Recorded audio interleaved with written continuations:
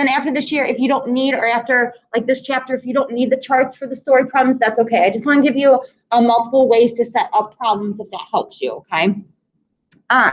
So organizing information, okay? This says organize the given information by completing each chart, okay?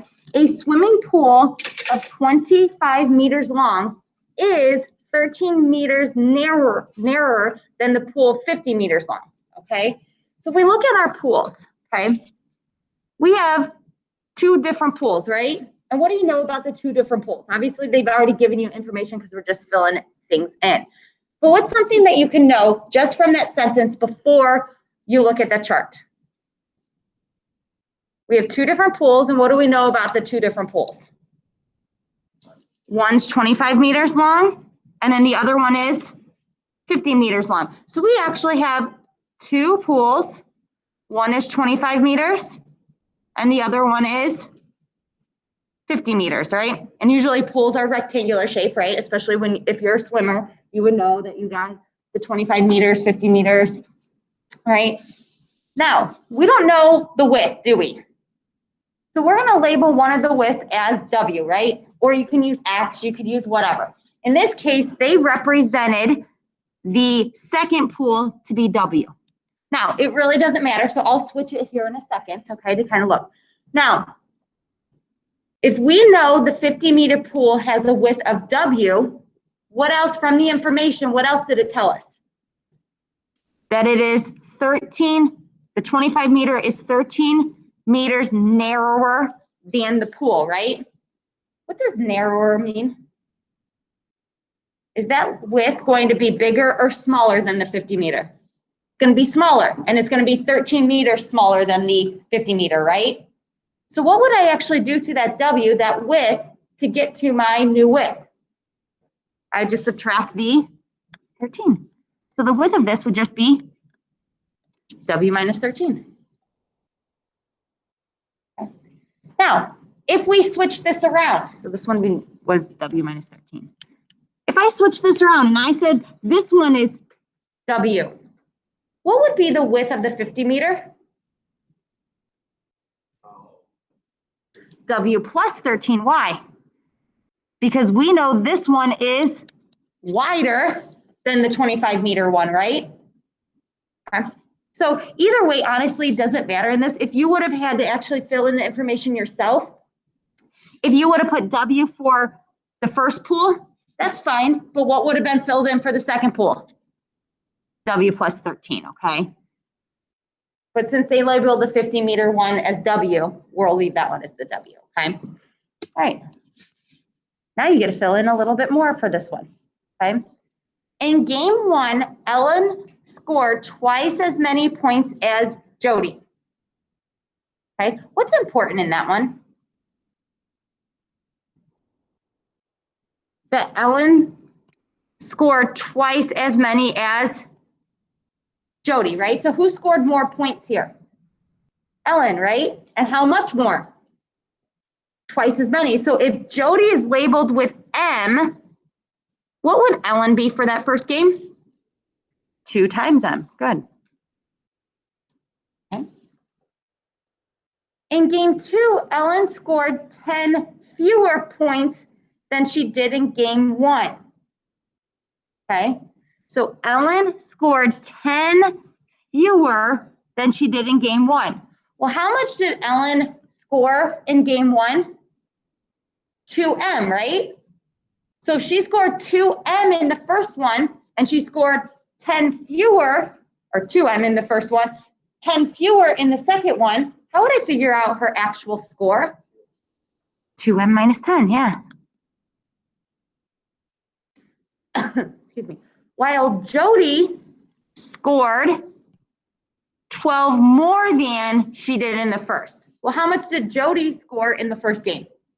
M, and if she scored 12 more, that means I would just do what to that?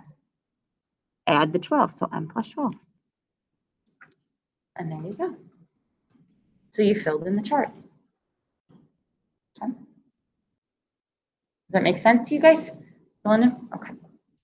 All right, now example 2, we're giving you a blank chart and we're gonna organize it into a chart, okay? So organize the given information in a chart.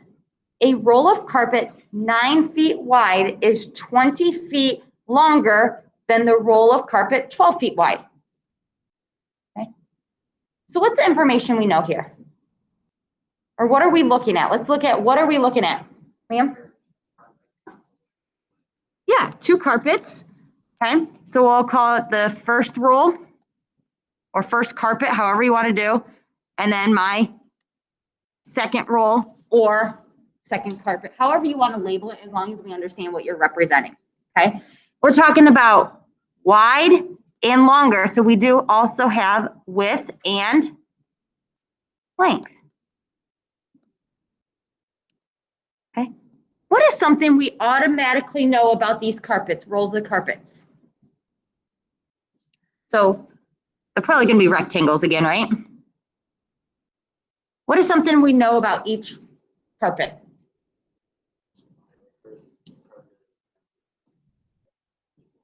Right, so we have a 9-foot wide and a 12-foot.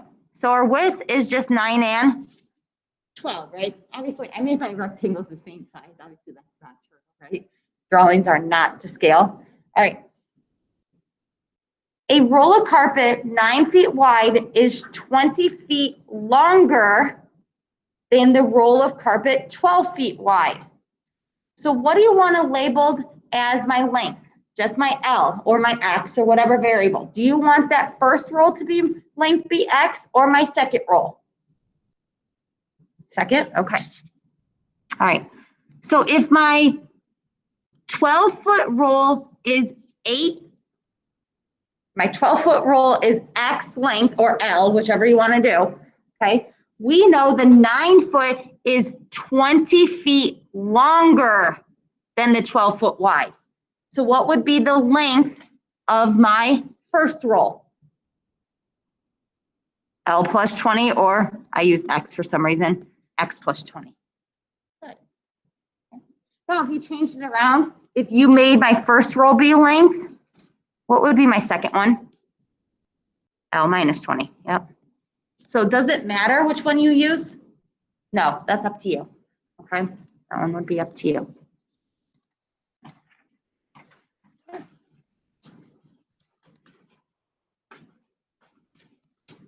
Okay. Now, for example 3 and 4, we're actually going to solve these, okay? So now we will set up equations for this, okay? All right, find the number of calories in an apple and in a pear, okay? So what are we looking at? What are the 2 things we're comparing? Apples and pears. So we're going to start with apples and pears. Okay, and they give us calories per fruit times the number of fruit will equal my total calories. Okay, is okay with that? Would that make sense? If I know something is 50 calories and I eat 3 of them, how many calories did I just eat? 150, right? Don't you just multiply the 2? So we're going to have one of these columns represent, hold on, calories. One of these is going to be the number of fruit. And what do you think that last column will represent now? It's going to be our total. The total numbers of calories for apples and pears. Okay. All right. A pear contains 30 calories more than an apple. So if we know a pear has more calories, right? More calories than an apple, I want to label the apple as what? Let's use A, right? So we don't know how many calories an apple has, do we? No, but we do know the number of calories a pear has, and what is that? A plus 30. The apple calories plus 30. Okay. 10 apples have as many calories as 7 pears. So how many apples am I going to have? 10. And how many pears? 7. Okay. Now, if I have 10 apples for A calories, what is my total number of calories I eat? 10A. Yep. To get that total, we're following the formula of calories times the number equals my total. And then how would I get my total for pears? Okay, close. I take 7 and multiply it by A plus 30. And why do I have to put A plus 30 in parentheses? To distribute it, yeah. Okay. Bless you. Okay, bless you. Okay, so now we know 10A has the same amount of calories as 7 times the quantity of A plus 30, right? Don't they have the same? Because we said 7 apples is the same as, or 7 pears is the same as 10 apples. So what do you think I would do with these two totals? Okay, add them. But what would I add them to? Equal. They would equal each other, wouldn't they? So 10A is going to equal 7 times A plus 30.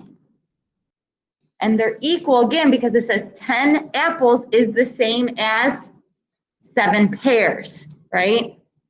We don't know an actual total of how much we ate, did we? Or do we? No. Okay. Now, can we solve this problem? What would be my first step to solve this problem? Go ahead, Lincoln. Distribute, yeah. What's 7 times A? 7A. And 7 times 30? 210. Now, do we have like terms? Yeah, so how do I move the 7A over to 10A? We subtract it. So what's 10A minus 7A? 3A. 7A minus 7A, 0, and we're left with 210. And then how do I get rid of the 3? Divide. So it says A equals 70. So what does that actually mean here?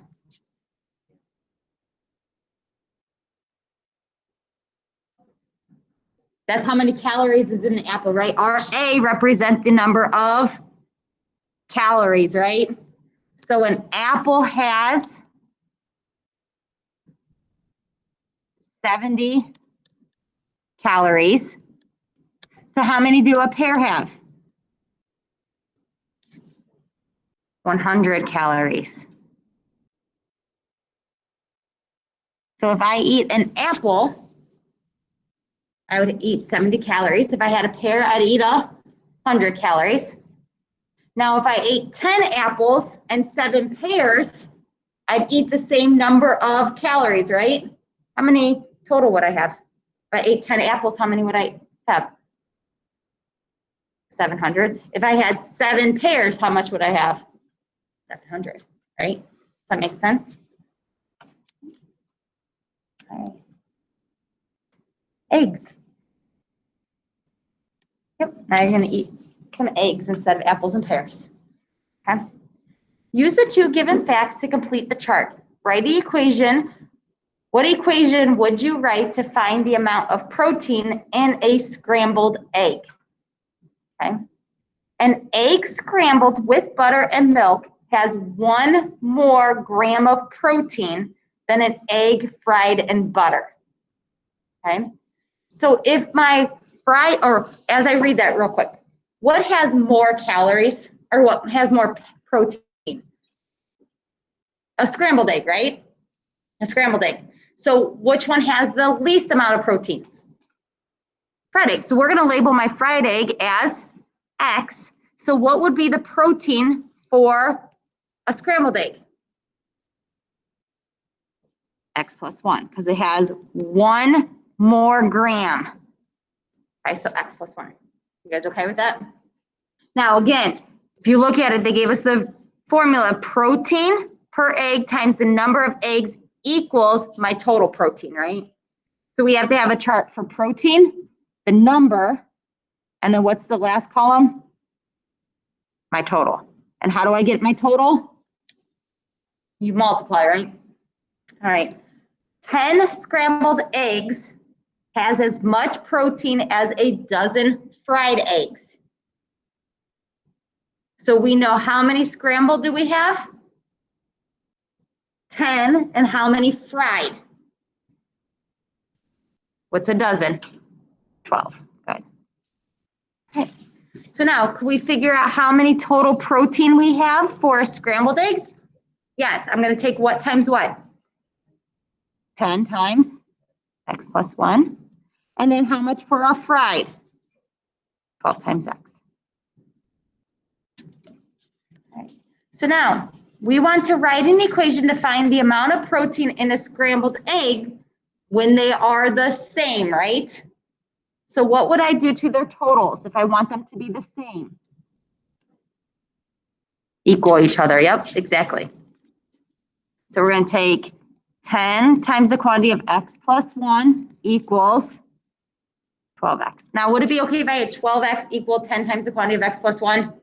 Yeah. All right, what's my first step now to solve? Distribute. So 10 times x and 10 times 1 equals 12x. Now we have like terms. Are they on the same side or different? So how do I move 10x over to the 12x? Correct.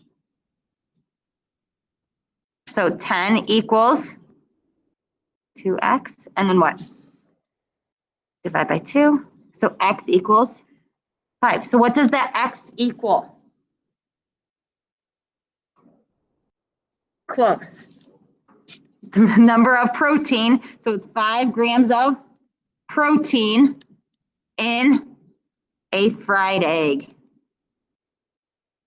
How many grams of protein is in a scrambled egg? 6. Good.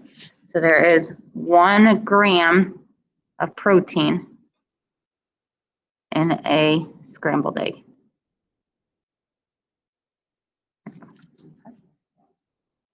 Any questions with that?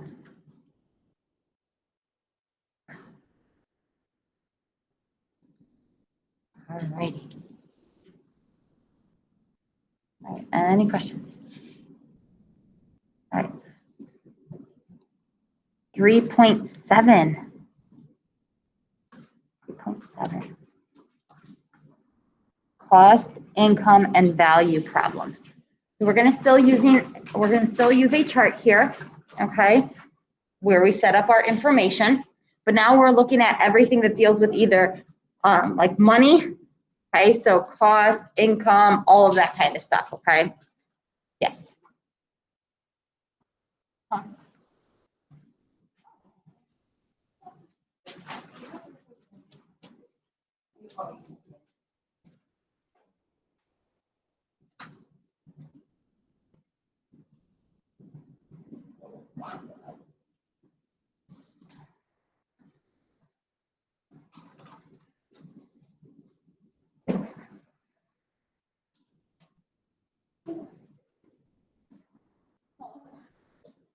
Okay. Everyone good? Okay. Anyone else need anything? Everyone has the 3.7 notes. Okay. All right. So cost. Okay. How do we find the cost of something? We're going to take the number of items times the price per item. That makes sense, doesn't it? Kind of like the calories and that kind of stuff. Income comes from hours worked times your wage per hour, right? And then total value, okay, is the number of items times the value per item. So that's pretty much the same as like cost and all that fun stuff, right? All right, so read each problem and complete the chart. Then give an equation that can be used to solve the problem, okay? So we're not actually have to solve this one, do we? No, it just says write the equation after we fill in the chart, okay? Marley makes $5 an hour working at school and $6 an hour, or after school, and $6 an hour working on Saturdays, okay? Last week, she made $64.50 by working a total of 12 hours. How many hours did she work on Saturday? Okay. So we're looking at how much money she made, right? Because she made a total of $64.50. So isn't that my income problem? And how do we find income? We look at the number of hours,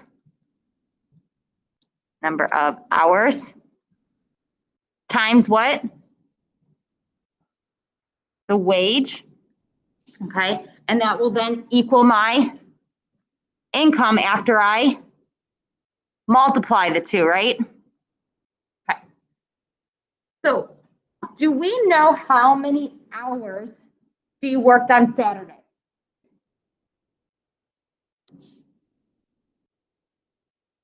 No.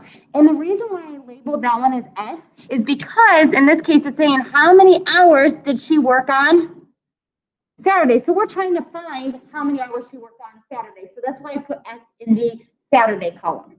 Okay. Now, do we know how many hours she worked on the weekday? Monday through Friday? No. But we do know something about how many hours she worked in total, don't we? How many hours did she work in total? 12, right? She worked in total of 12 hours. So if she worked S hours on Saturday, so let's just say she worked 5 hours on Saturday. How many hours did she work throughout the week? 7. How do you do that? 12 minus that 5. So in this case, that would be 12 minus S. Does that make sense to you guys? So if you work 12 hours in total and you know you work 5 hours on Saturday, we can figure out how many hours she split up between the week, right? Yeah, okay. Now, the wage. On Saturday, do we know how much she makes per hour? Yeah, how much? $6. How much does she make on weekdays? $5. Now, if she works 10 hours on Saturday, let's just say 10 hours on Saturday, how much money did she make?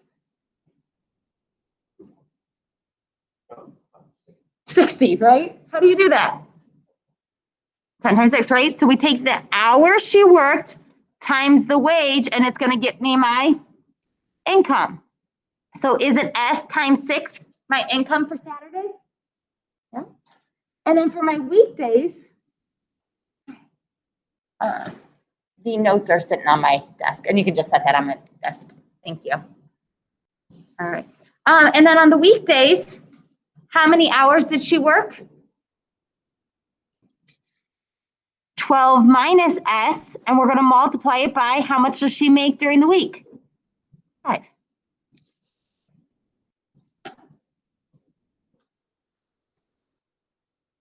So now, this is how much she makes on Saturdays. This one is how much she makes on the weekdays. So how would I get our total for how much she works as a whole? I would add the 2, right? So to get her actual income for the entire week, wouldn't I take my Saturdays plus, so what did she make on Saturday? 6S, sorry. I will add it with my weekdays. And how much money did I make on my weekdays? 5 times 12 minus S. And that's going to equal my actual income, right? My total income.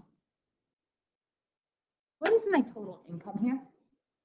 $64.50. And then here is my equation. Now, if I asked you to actually find it, could you? Yes.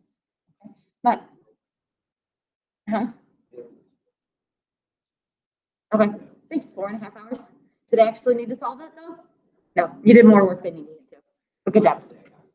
Yeah, more. Good job. All right, good job on that. All right, Ernesto purchased 100 postage stamps worth $9.90. Half of them were 1 cent stamps, and the rest were 14-cent and 22-cent stamps. How many 22-cent stamps did he buy? Hint, in your equation, use 990 cents instead of $9.90, okay? Why? Well, it's easier, but all those stamps are in what? Cents. So we'll use cents, okay? All right. So since we're dealing with money, we're still dealing with cost, right? So the number of stamps I buy times the price of the stamps, won't that get me a total cost? Yes, okay. So let's first go with, so we're gonna talk about how many we have.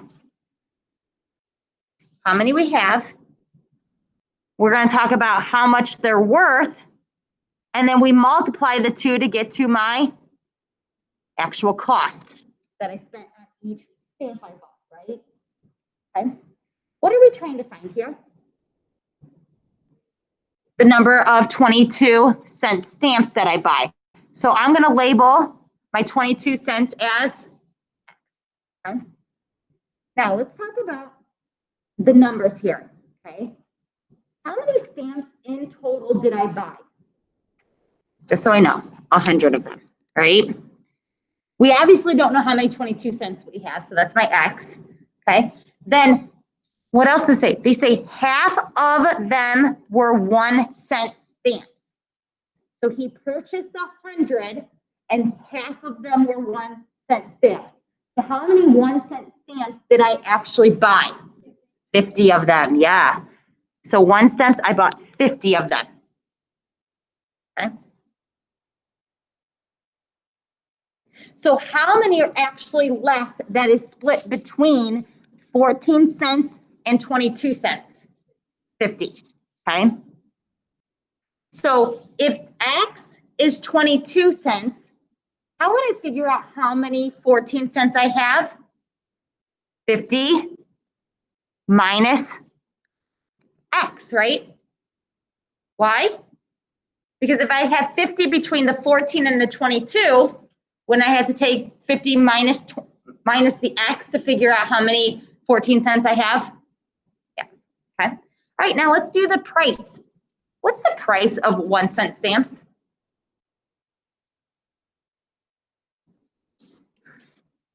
$0.01, right?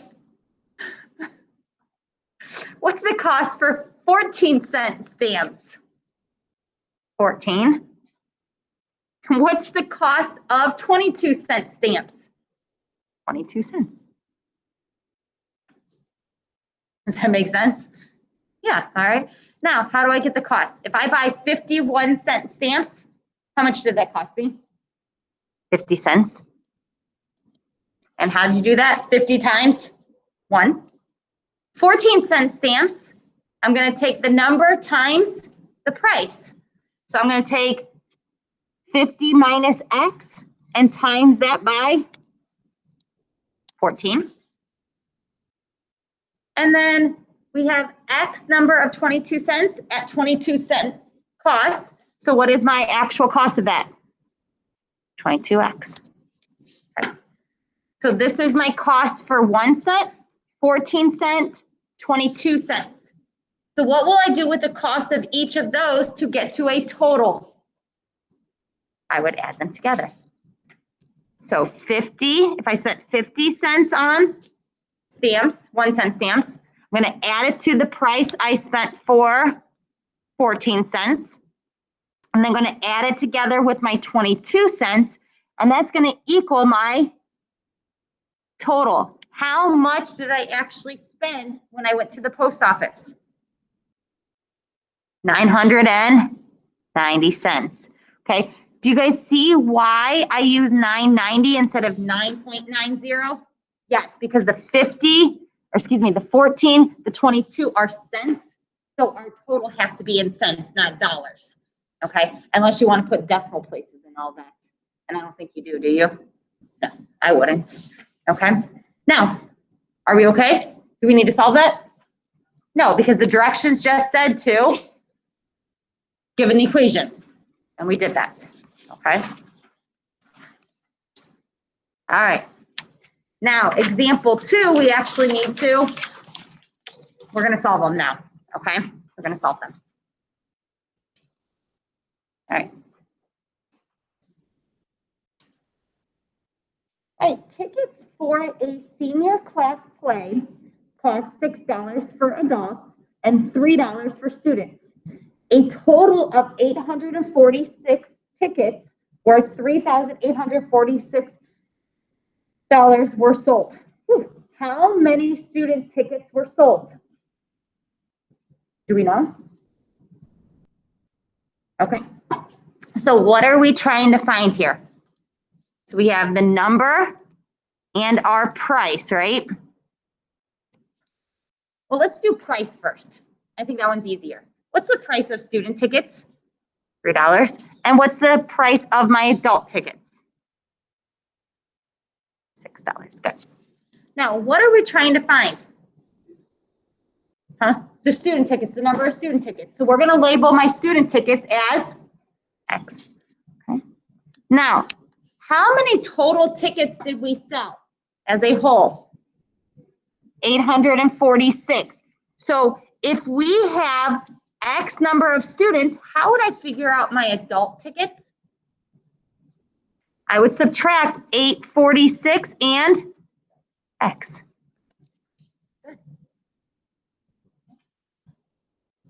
Now, if I know the number of tickets we sold and the price, how do I get my actual total cost? What do I do with the two? My cost. I multiply first, right? So the cost for my student tickets would be what? 3 times X.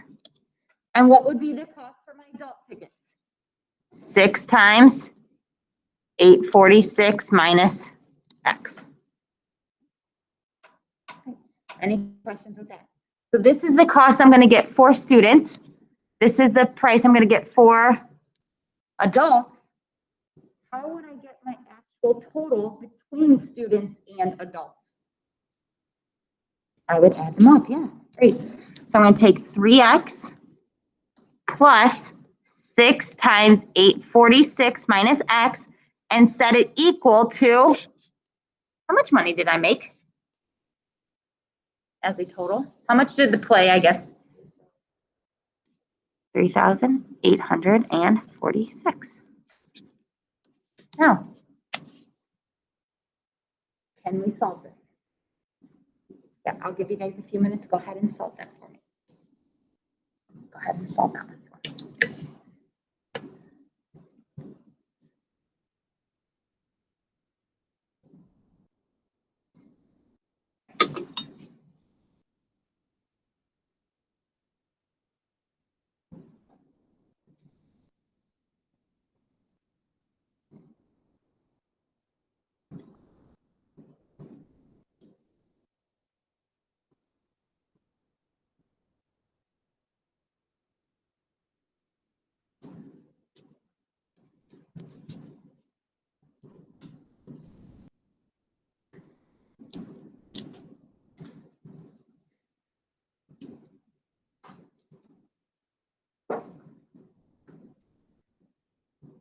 As you guys are doing this, what was your first step? Some of you are still working, but we will distribute first. So keep working there. 3S, 6 times 846 was 5,076. 6 times the negative X. Now, once you distribute, we always combine like terms. And are my like terms on the same side or different sides on this one? Same, so we just combine. What's 3X and negative 6X? 3X, good.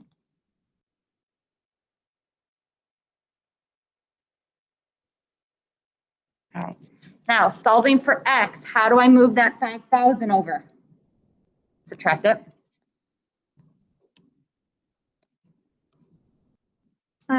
So we get negative 3X equals a negative 1,230. And then how do I get rid of that negative 3? Divide. So X would equal 410. And what did the X represent in this problem? The number of student tickets. So we sold 410 student tickets. So how many adult tickets did we sell?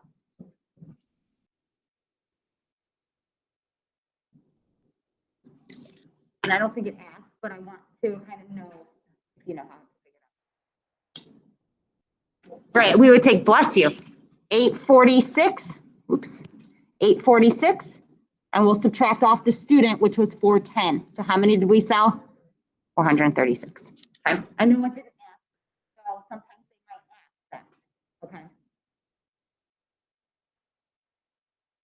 Now, if they ask for just adult student tickets, okay, adult student tickets, if they just ask for adult tickets, I would have switched around the X and the 846 so you know you're solving for adult tickets, okay?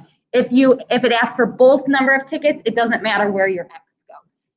Honestly, neither of them matter as long as you know what your X represents, right? Okay. Now this one I didn't make a chart for, but I think we can do that.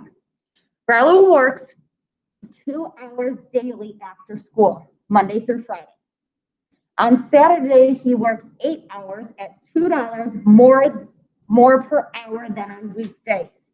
If he makes $142 per week, how much does he make per hour on weekdays? Okay.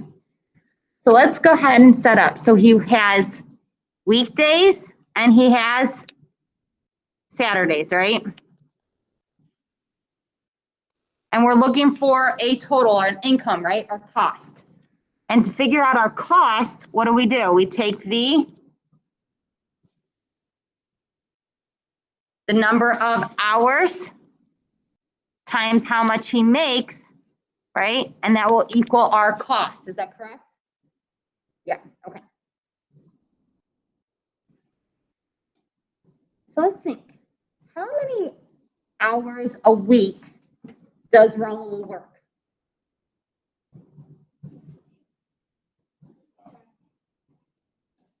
Okay, so throughout the entire week, right? He does work 10 hours. How much does he work per weekday? Let's do it that way. Work day. Weekday. 2 hours. So he works a total of 10 hours for the weekdays. Is that correct? Yes. Huh? Yeah. Yeah, I don't know.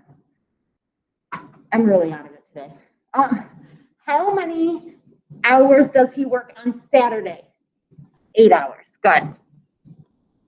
Okay, is everyone okay with that? Okay. Now, how much does he make? Do we know how much he makes on each day? No, but he does make what? $2 more an hour on weekday than he does on weekdays, right? So do we know how much he makes on a weekday? No, so what are we going to label that? W, X, whatever. I always do X's for the most part. I don't know why. And then so on Saturday, if he works X on a weekday, he works 2 more on a Saturday. So what would that represent? X plus 2. Yeah. Now let's figure out our cost. So how much does he make during the weekday? How much does he make during a weekday? 10x. And how much does he make during a Saturday? 8 times x plus 2, right? Now, if I know how much he makes on a weekday and Saturday, what do I do to those totals to get to my actual total money I make? What would I do with the amount of money I make on the weekdays with the amount of the money on Saturday? I would add them. So I'm going to take 10x plus 8 times the quantity of x plus 2, and that's going to equal my total paycheck, right? And what is my total paycheck? 142. All right. So now, can you guys solve that? What would be my first step? Distribute. So 8 times x, 8x. 8 times 2, 16, equals 142. Yeah. 10x plus 8x, 18x plus 16 equals 142. Then what? Subtract the 16, and 142 minus 16, 26. And then divide by 18, so X is 7. So what does that X represent? How much he makes per hour, right? On the weekdays. So he makes $7 on weekdays, $7 per hour on weekdays. So how much does he make on weekends, on Saturday? $9 per hour. Okay. Now, does it ask for both? No, just on the weekdays. But I wanted to talk about both of those. All right. Any questions with that? Okay. Okay. Now, we do have on Monday, we have a small lesson to kind of go over, and then you'll have a review guide. The 3.8 is just proving, as you can see on the notes that we have there. I won't put a lot of those actually on your test at all. I might just put one, and if I put a hard one, it'll be a bonus question for you guys, okay? So on Monday, you guys will do a review for your chapter test, which will be on Wednesday, okay? Does that make sense? Yeah, okay. All right, I'm gonna go ahead and stop sharing.